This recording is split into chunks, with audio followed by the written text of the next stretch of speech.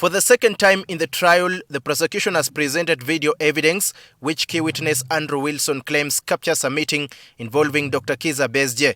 Wilson told Justice Emmanuel Baguma that the latest video was recorded on the 28th of January 2024 at an apartment in Geneva, Switzerland. The roughly 50-minute video shows two African men whom Wilson identifies as Dr Besigye, Joel Wakaima and himself.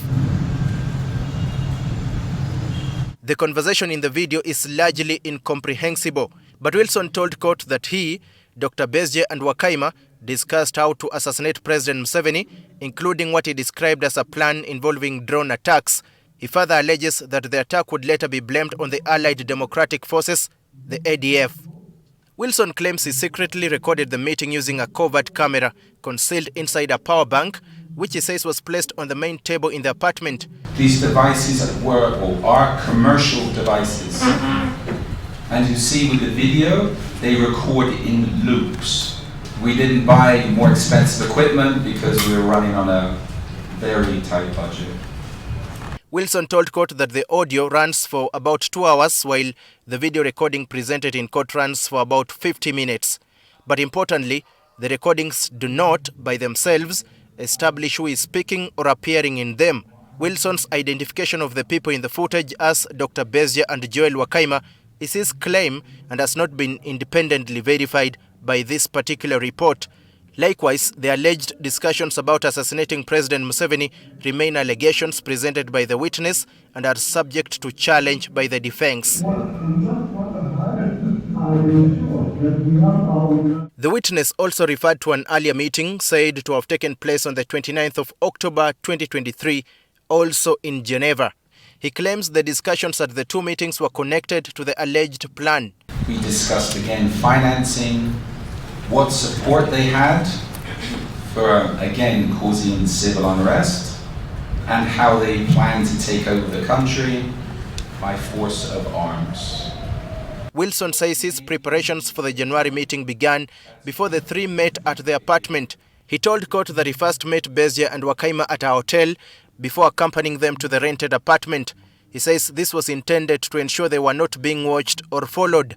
According to his testimony, Besigye later suggested that his apartment be used for the meeting. And that's the apartment he shares with his wife, who I understand is a senior member of the United Nations. I didn't want to go there because I already had the cameras set up in the apartment I rented. If that's a United Nations apartment, it would be under surveillance. The allegations form part of the prosecution case against Besigye, who is charged with treason and misprision of treason with his longtime friend Haji Obed Lutale and UPDF Captain Dennis Oola. While Lutale and Captain Oola are attending the proceedings before the High Court, Besigye is being tried in absentia after court ruled that he had disrupted previous proceedings. But there has been a significant change on the defense side. Obed Lutale has re-instructed his lawyers to return to court and represent him after the team previously withdrew from the case. The lawyers had cited intimidation and security concerns. The new team includes Lutale's younger brother Farouk Kamulegea, his daughter Mariam Obed Lutale and two other lawyers. And the evidence is not yet complete. The prosecution says more evidence will be presented when the trial resumes tomorrow, Wednesday 26th August 2026 at 11 a.m. For now, the recordings have placed an alleged conversation at the center of this stage of the trial. But whether the people seen and heard in the recordings are indeed the accused, and whether the alleged discussions amount to evidence of a plan to assassinate President Yoweri Museveni remains a matter for the court to determine. Daniel KIBET, NTV.